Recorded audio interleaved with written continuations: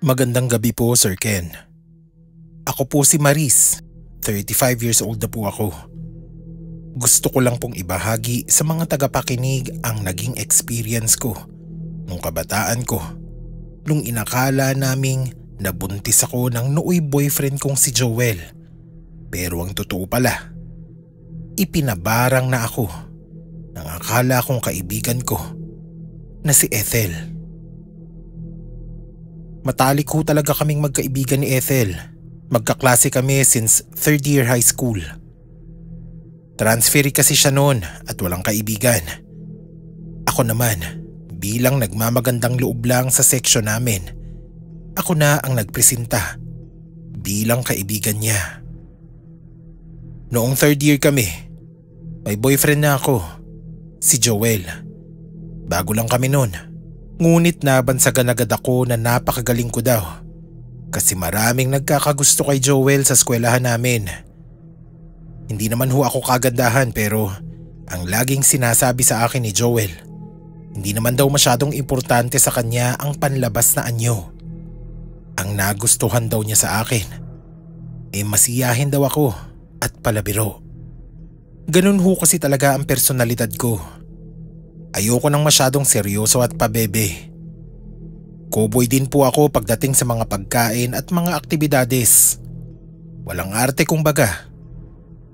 Ngunit sa lahat ng mga babae sa eskwelahan namin, hindi ko inakala na yung malapit ko palang kaibigan ang magkakaplanong agawin sa akin yung boyfriend ko. Noong una, akala ko normal lang kapag may date kami ni Joel o may mga pupuntahan kami. Gusto niya laging kasama siya. Sinasabi ko pa nun kay Joel na hayaan na lang kasi wala namang ibang sasamahan si Ethel kasi ako lang naman yung kaibigan niya sa eskwelahan. Isa pa, baka magalit naman sa akin yung kaibigan ko kapag tinanggihan ko. Di sige, pumayag naman si Joel. Meron din daw mga pagkakataon na tinetext daw ni Ethel si Joel kapag weekend tsaka kapag alam nito na magkaaway kami. Sinabi ko naman sa kanya na anong sinabi. Wala naman daw. Puro pagko-comfort lang sa kanya. Tapos minsan daw, inaaya siyang lumabas para makalimutan niya daw yung problema.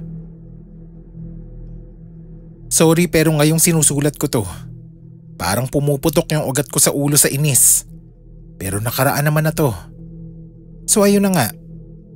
Sa lahat ng pagkakataong gusto niyang akitin si Joel, hindi talaga siya nagtatagumpay.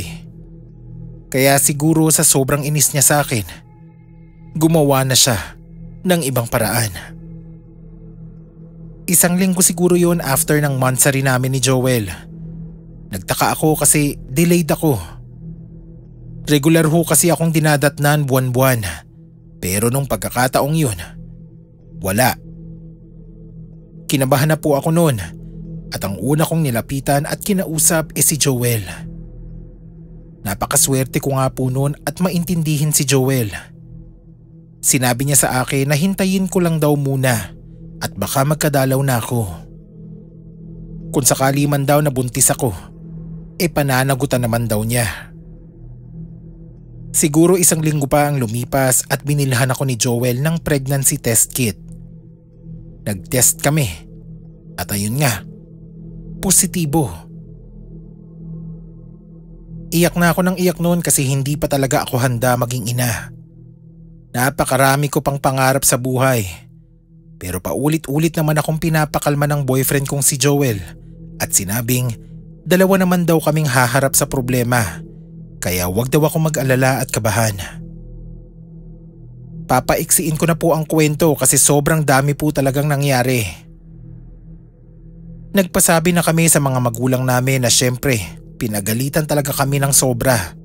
Pero bandang huli, nung nakita naman ng mga magulang ko na sobrang gustong panagutan ni Joel ang magiging anak namin, umokay na din ang lahat. Suportado din kami ng mga magulang ni Joel. At nung makarating na sa 5 buwan, magpapa-ultrasound na kami ulit para malaman ang kasarian ng bata. Nagulat yung doktor namin kasi pagtingin niya dun sa screen, parang may buntot yung bata sa loob ng tiyan ko. Grabe ho yung iyak ko noon kasi ang nasa isip ko, baka may depekto yung anak namin ni Joel. Hindi daw makita ng doktor yung kasarian kasi parang may nakaharang daw na tila babuntot.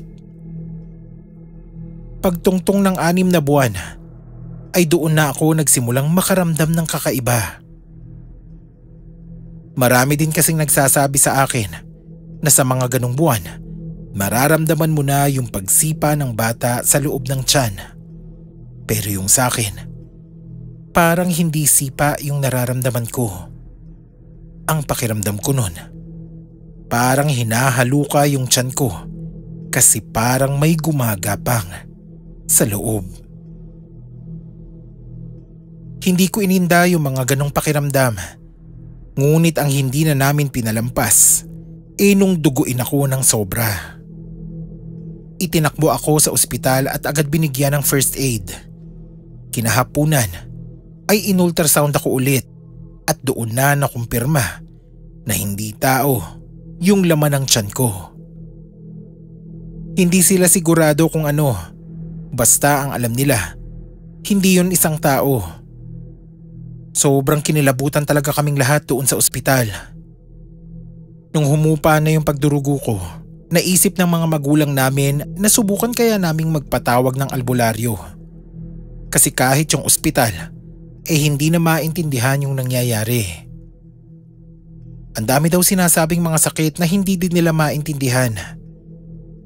Makalipas siguro ang 3 araw ay pumunta na yung albularyo sa bahay namin. Noong mga panahon na yun, parang unti-unti na din akong nanghihina na hindi ko maintindihan. Pagkakita pa lang sa akin ang albularyo, napapalatak na ito at sinabing mukhang nabarang daw ako. Ayon sa mga magulang namin, wala daw silang nabanggit na hindi bata yung nasa loob ng tiyan ko. Pero ang unang sinabi ng albularyo ay ahas daw ang nasa tiyan ko at hindi bata. Sa totoo lang ay hindi na kami nagulat doon dahil nga sa resulta ng mga ultrasound na ginawa sa akin. Pero ang talagang ipinilit namin sa albularyo noon ay ang tanggalin ang kung anumang nasa tiyan ko dahil sobrang takot na takot talaga ako. Nung araw din na yun, nalaman namin na yung kaibigan ko palang si Ethel ang nagpabarang sa akin. Sinabi ng albularyo na masyado na daw magiging matrabaho para sa kanya ang ibalik pa ang ginawa sa akin at ayaw din naman niyang mabarang pabalik. Kaya ang ginawa na lang niya ay binigyan ako ng malakas-lakas na proteksyon laban sa mga ganitong pangyayari. Hindi ho naging madali ang panggagamot sa akin. Nakailang balik pa po kami sa albularyo bago nailabas sa akin ang barang ni Ethel. Sa pinakahuling sesyon namin sa albularyo, doon ko na ho nailabas yung parang inuna ng bata. Pero wala nang ibang kasama. Walang tao at wala ding ahas. Ayon sa albularyo ay lahat ng gawa ng mahika ay mabubura din ng mas malakas na mahika. Kaya wala na kaming makikita pang kahit ano doon. Naging okay naman po kami pagkatapos noon. Hindi ko na din sinabi kay Ethel na gumaling na ako dahil matapos noon ay umalis na lang kami ng pamilya ko sa lugar na yon. Sa kasamaang palad din ay hindi kami nagkatuluyan ni Joel. Siguro naisip niya na hindi naman talaga siya nakabuntis kaya malaya pa siyang kumalantaryo sa ibang babae. Ayun lang po. Hindi ko ho talaga ito makakalimutan kaya ipinadala ko dito. Salamat po sa pagbabasa ng aking kwento.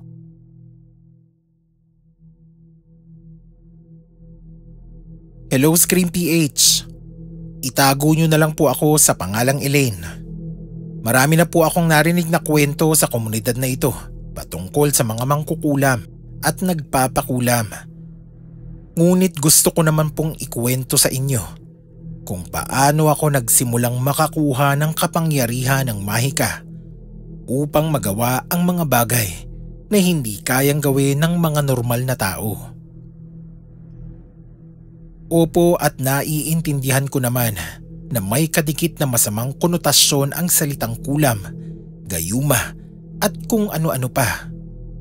Ngunit kung gagamitin naman ito sa magandang bagay, wala naman po sigurong masama.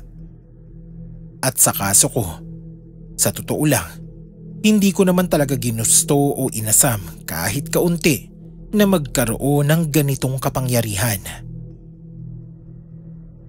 Pagkapanganak ko, meron na akong ganito. Namana siguro, yun ang hindi ko alam. Nagsimula po itong mapansin ng mga magulang ko nung 13 anyos ako.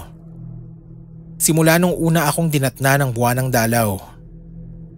Takang-taka kami ng nanay ko noon kasi late na akong dinatnan. Pero ayos lang naman daw kesa naman hindi talaga ako datnan. Nung araw na yon ay sobrang sakit po talaga ng puson ko. First time ko po kasi yung naramdaman kaya akala ko noon mamamatay na ako. Wala ding ideya ang mga magulang ko kung anong nangyayari. Nagpanik na din sila kaya ang una nilang ginawa ay dalhin ako sa ospital at doon naalaman na dysmenorrhea lang pala yun at normal lang ang lahat. Nung gabi pong yun, nagsimula na akong managinip ng kakaiba. Sa panaginip ko, nasa isang hardin ako at nakatayo sa gitna ng mga rosas. Napakaganda ng lugar na yon. Ngunit ang nakapagtataka, hindi pa naginip yung pakiramdam ko. Feeling ko nung mga panahong yon, aktwal akong nakatayo sa hardin na yon. Ramdam ko yung sikat ng araw, yung mga bulaklak, at yung lupang tinatayuan ko. Totoong-totoo sa akin yung amoy ng mga bulaklak sa paligid, pati na din yung simoy ng hangin. At sa tuwing matatapos ako sa panaginip na yun, iba din ang pakiramdam ko pagbangon sa kama. Parang katuloy lang siya ng panaginip ko at hindi ko inisip na panaginip lang din yun. Kung yung ibang mga tao ay pagod dahil napuyat sila sa mga ganoong klaseng panaginip, ako naman ho ay may karagdagang lakas. Parang buong buo yung tulog ko at napakaganda ng pakiramdam ko pagbangon. Hindi ko yan pinag-isipan ng kakaiba nung bata pa ako. Ngunit habang tumatanda, nagagawa ko ng manipulahin yung mga panaginip ko. Nakakapunta na ako kung saan-saan at nakikita ko na yung mga taong gusto kong makita.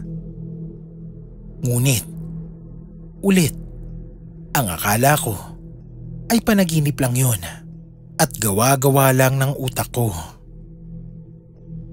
Ngunit isang araw ay nagkasakit ang isa sa mga kaibigan ko. Walang nakakaalam sa amin kung anong sakit niya at hindi din sinasabi ng mga magulang at teacher namin sa school. Kaya naisip ko nung gabi, susubukan kong managinip at puntahan siya. Nangyari naman ang ginusto ko at doon ko naalaman na binulutong pala yung kaibigan ko at nahihiya siyang sabihin sa amin dahil nahihiya siya sa itsura niya. Isa pa, ayaw niya din kaming papuntahin sa kanila sa kadahilan ng baka mahawa pa kami. Doon sa panaginip na yon, nagawa ko siyang hilahin mula sa kanyang katawan at makipag-usap. Pakiramdam ko noon ang lakas-lakas ko kasi kaya kong gawin kung anong gusto ko. Pero muli, akala ko panaginip lang yun. Hanggang kinabukasan, tinawagan ako ng kaibigan ko at sinabing sobrang weird daw ng panaginip niya dahil magkausap daw kaming dalawa. Hindi ko sinabi sa kanya na alam ko yun. Nag-akto na lang akong gulat para hindi niya mahalata. Nasabi ko din kanina na sobrang lala ng pananakit ng puson ko. Ngunit ngayon, maging yung sakit na nararamdaman ko buwan-buwan, kaya ko nang kontrolin. Ilan lang ito sa mga kakayanang nadiskubre ko noong medyo bata pa ako. Ngunit habang tumatanda ay unti-unti akong nakakabasa ng mga bagay patungkol sa mga kapangyarihang ito.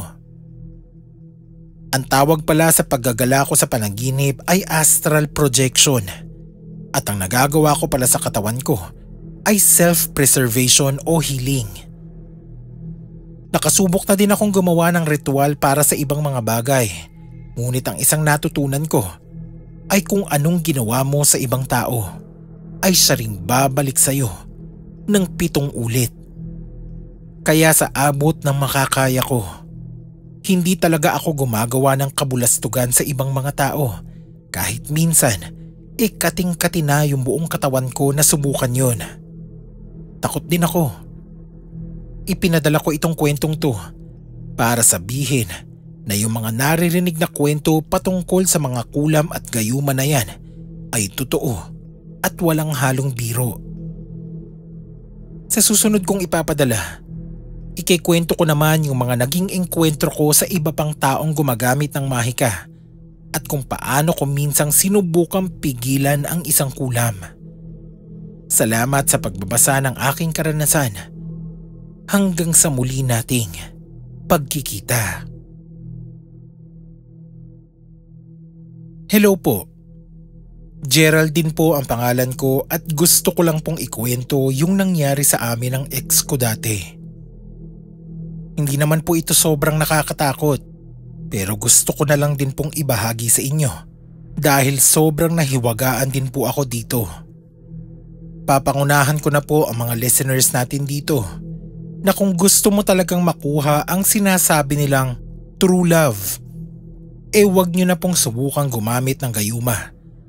Dahil koneksyon talaga ng dalawang tao ang makakapagsabi kung magsasama ba talaga kayo sa hirap at ginhawa ng buhay.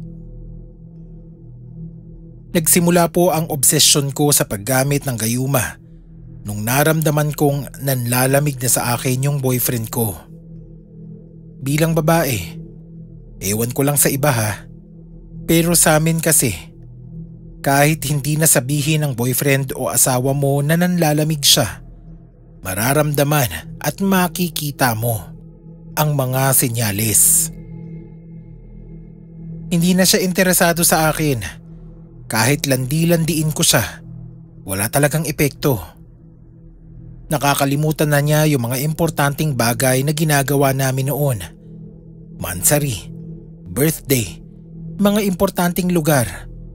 Parang wala na siyang pake.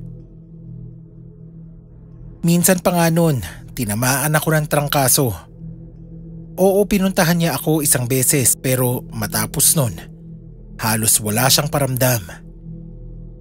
Sinabi ko din ho sa kanya yung mga napapansin ko. Nagsorry siya tapos paiyak-iyak pa. Pero ilang linggo lang, balik na naman siya sa dati niyang gawi na parang wala kaming pinag-usapan nung mga nakaraang araw.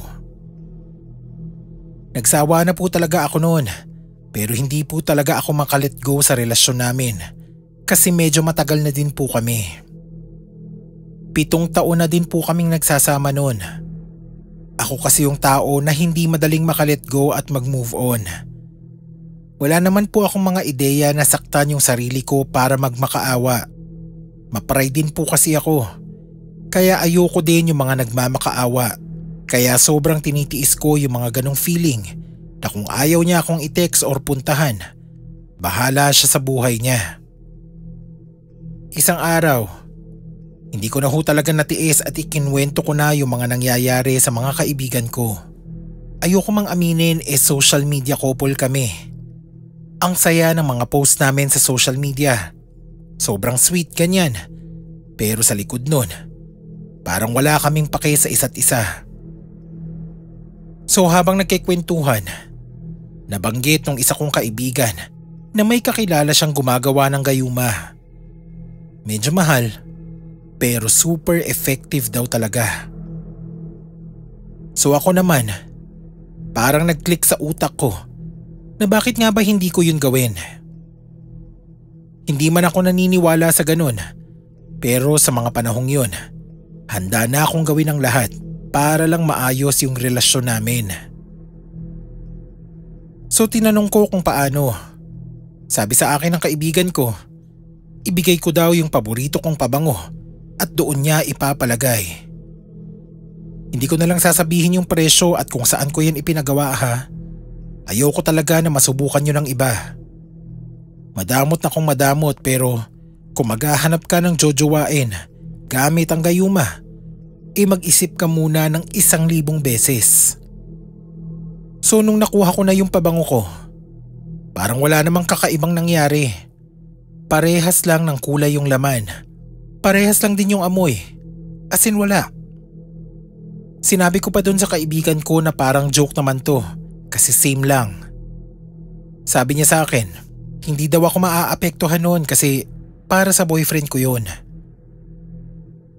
Isa pa palang nakalimutan kong sabihin, binigyan ko yung gumagawa ng gayuma ng underwear namin ng ex ko na nagamit na at litrato niya. So ayun, nung gabi na yun, mabuti nga at may date kami. Masusubukan ko kung epektibo ba yung gayumang ipinagawa ko. Habang suot ko yung pabango, naghihintay ako na mangyayari habang nasa date kami. Pero sa totoo lang, walang nangyari. Ending pa nun, nag-commute pa ako pa uwi. Hindi man lang ako hinatid kasi nagmamadali siyang umalis at meron daw emergency sa pamilya nila. Close kami ng mga kapatid ng ex ko. Kaya nung sinabi niya yun sa akin, tinanong ko agad yung isa sa mga kapatid niya at sinabing wala naman daw emergency. Nung gabi na yun sa totoo lang, nawalan na ako ng pag-asa. Sinabi ko na sa sarili ko na may iba na siyang pinupuntahan. Oo, sobrang extreme nitong mga nangyayari na ako din sa sarili ko. Akala ko sa pelikula lang nagaganap, pero nangyayari din pala sa totoong buhay. Kahit hirap na hirap ako, sinabi ko sa sarili ko nung gabi na yun na tama na, magsisimula na akong mag-move on. Nakatulog na lang ako nung gabi na yun na sobrang sama ng loob ko. Iyak lang ako ng iyak hanggang sa makatulog. Kinabukasan, nagulat na lang ako nang magising ako sa sigaw ng nanay ko. Sabi niya sa akin, nasa baba daw yung ex ko. Sabi ko nga nun, ito na siguro, makikipaghiwalay na sa akin. Inis pa ako sa kanya nun kasi hindi man lang pinatanghali, talagang sa umaga pa talaga. Pero nagulat ako kasi nandoon siya na may dalang agahan. May fast food kasi, sobrang paborito ko yung breakfast meal, hash brown tapos kape. Bago ko pa man maisip na itanong sa kanya kung makikipaghiwalay na siya, para akong natunaw sa kaswitan niya. As in ganun siya nung nanliligaw pa siya sa akin. Tinext ko agad yung kaibigan ko at sinabing mukhang epektibo nga yung gayuma. Kilig na kilig ako sa tuwa nun. Sa totoo lang, sa buong pagkakataong nagamit ko yung pabango na yun, parang tuta akong napapasunod yung ex ko. Hindi ko alam kung anong klaseng mahika to, pero sobrang epektibo talaga. Ngunit ilang linggo ang lumipas at unti-unti ko nang nakikita sa mga mata ng ex ko yung totoo niyang nararamdaman. May mga pagkakataon nga na minsan, kahit nakangiti siya, parang gustong maiyak ng mga mata niya. Pero selfish ako ng mga panahong yun. Hindi ko siya inisip. Ang inisip ko, yung sarili ko. Kasi sabi ko nga, deserve ko yun. Matagal niya akong tinrato na parang wala lang ako sa kanya. At ngayon, napapaikot ko na siya sa mga kamay ko. Pero nung tumagal na talaga, sumipa na sa akin yung konsensya. Isang araw, tinigilan ko na yung paggamit sa pabangong yun. At dahil doon, unti-unti na ding natatauhan yung ex ko. At nung pinakadulo, ako na din talaga ang nakipaghiwalay.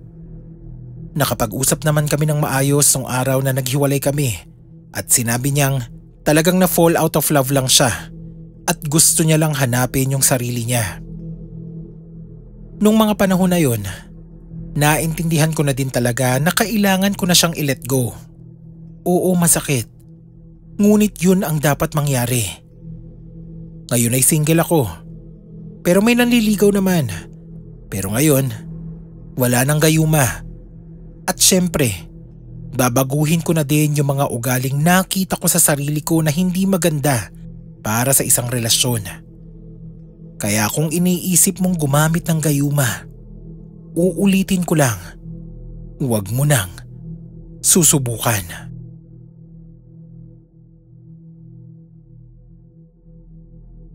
Hello po.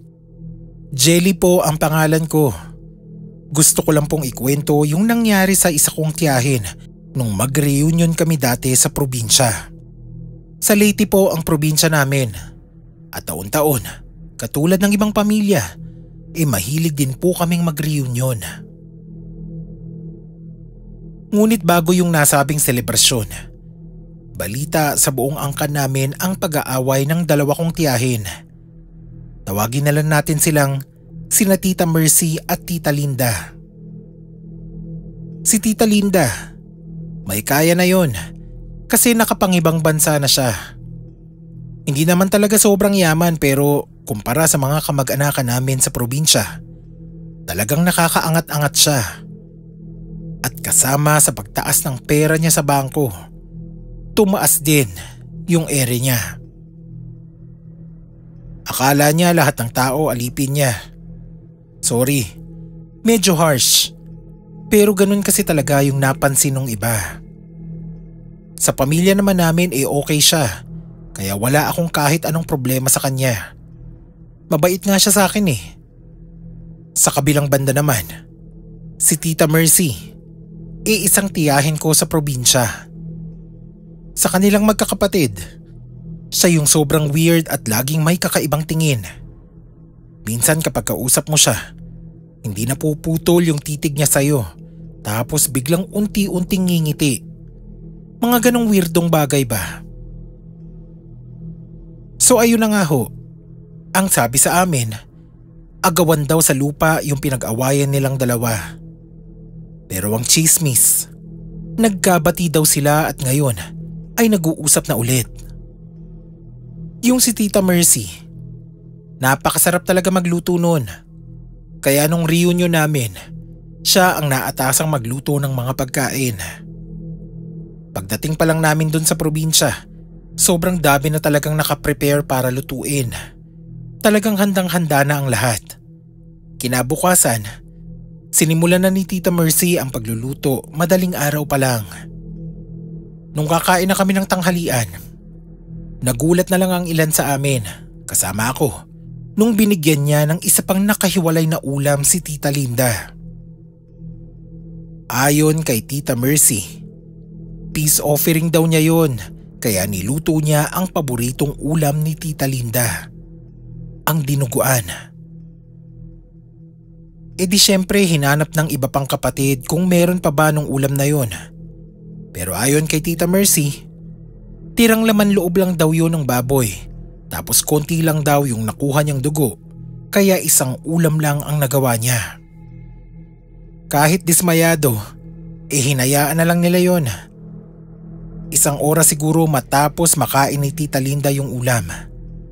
Nagulat na lang kami nang biglang sumama yung pakiramdam niya at nagsususuka ng walang humpay hanggang hapon. Kung ano-ano na yung ginawa nila para maging komportable lang si tita, kasi malayo yung ospital doon sa bahay namin. Kung gaganda naman yung pakiramdam niya, di maisasalba pa yung oras na dadalhin siya sa ospital. Ngunit isa sa mga kapatid nila ang nakapansing hindi ito normal. Nalaman ko na lang tong kwentong to sa tatay ko na kapatid nila. Palihim na lang kasi nilang pinagkwentuhan at hindi na sinabi kay Tita Linda para iwas away na lang din. Kinausap daw ng panganay nilang ate si Tita Mercy. Alam kasi nito na may mga ganong gawain yung tita ko na yon. Mga ganong gawain, ibig sabihin ang paggamit ng mahika at pangungulam. Hindi ko na kasi napansin kung anong mga sumunod na nangyari. Ngunit ayon kay Papa, hinila daw nung isa kong tita si Tita Mercy sa labas at kinausap ng masinsinan. Mabuti na nga lang daw at nakinig ito sa panganay nilang kapatid. Ang sumunod ko na lang na nakita ay pinainom ni Tita Mercy ng tubig si Tita Linda. At parang magic talaga. Nawala yung masama niyang pakiramdam. Siguro may nilagay siya sa tubig na hindi ko alam pero parang walang nangyari. Nagbiro pa yung isa kong tito na baka hindi nasanay si Tita Linda sa mga pagkaing tulad ng dinuguan at nagtawanan na lang sila. Hanggang ngayon daw ay wala pang ideya si Tita Linda sa ginawa sa kanya ni Tita Mercy. Simula nun, kapag uuwi si Tita Linda ng Pilipinas, sinisigurado nilang magkakapatid na sobrang kaunti ng pagtatagpo nila ni Tita Mercy. Kasi kung minsang naisip ni Tita Mercy na saktan yung kapatid niya, malamang sa malamang ay maiisip niya ulit yun gawin. Simula naman din noon ay naging maayos na ang lahat. Wala naman akong naririnig na kakaibang kwento matapos noon. Isa pa, wala na din akong mga naririnig na chismis na nag-aaway sa pamilya namin.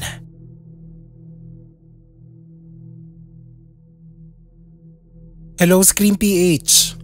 Jerome nga pala ang pangalan ko. Kwento ko lang yung nangyari sa kabarkada kong babaero dito sa probinsya namin. Nung marinig ko tong kwentong to hindi din ako makapaniwala. Nangyari kasi to nung pinabarang siya nung ex-girlfriend niya. Nung nalaman nito na hindi lang pala siya yung kinakalantaryo nung kabarkada ko. Hindi lang silang dalawa. Kung hindi, 3 silang pinagsasabay-sabay. Ito na nga po ang kwento. Umaga daw yun ng Sabado. Doon daw natulog sa kanila yung ex niya. Sinabi nito na tutulungan daw siyang maglaba ng mga damit. Noong mga panahon na yun, nando na yung iba pang mga girlfriend niya na inakala niyang hindi alam nung totoo niyang kinakasama. Di naglaban na daw sila at nagsampay na. Hinatid niya nung hapon yung ex niya sa kanila. Tapos sinabi niya dito na uuwi na daw siya agad. Pero ang totoo, pupunta na pala siya doon sa iba pa niyang babae. Nung Lunes, hinahanap nung kabarkada ko yung uniform niya sa trabaho. Pero hindi daw niya talaga makita. Wala din daw doon sa mga naitupi niyang nalabhang damit. Mabuti na nga lang daw at may iba pa siyang uniforme sa trabaho. Kaya may nagamit pa siya nung araw na yon. Bago po ako magpatuloy sa kwento, gusto ko lang po muna kayong bigyan ng background sa lugar namin. Doon kasi sa barangay namin, may malapit na patubig para sa palay. Minsan ho kapag nagpapakawala ng tubig ang mga dam o kaya tag-ulan, tumataas talaga ang tubig. Nung mangyari tong kwentong to, tag-ulan na nun, mga July or August. Di ayun na nga, lumipas yung mga araw na hindi niya nakita yung damit niya. Maliban pa dun, palagi niyang napapansin na parang lagi siyang busog kahit hindi naman siya kumakain. At kapag umuulan daw, parang lumalaki yung tiyan niya na kapag tinitignan niya kung kabag, imbis na hangin ang makapa niya, para siyang busog na busog sa tubig. So ganun na nga po yung naging siste. Kapag malakas yung ulan, lumalaki yung tiyan niya. Pero pag humuhupa naman, bumabalik din sa dati. Ilang araw ang lumipas at hindi na nakatiis yung kabarkada ko at nagpadoktor na. Nagulat na lang siya nang walang makitang problema sa katawan niya. Sinabihan na lang siya ng doktor na iwas-iwasan na lang muna ang pagkain ng maaalat at baka yun ang dahilan kung bakit siya nagkakaganoon. Ngunit sa di inaasahang pagkakataon, hindi din tumigil yung paglaki at liit ng tiyan niya kasabay ng pag-ulan. May nakapagsabi sa kanya na baka kinukulam siya o mas malala, binabarang. Kaya ang sumunod niyang ginawa ay nagpunta sa isang albularyo sa lugar namin. Ayon sa albularyo, may nagpapabarang daw sa kanya. Gamit daw nito ay isa sa mga gamit ng kabarkada ko at inilagay daw ito sa isang patubig.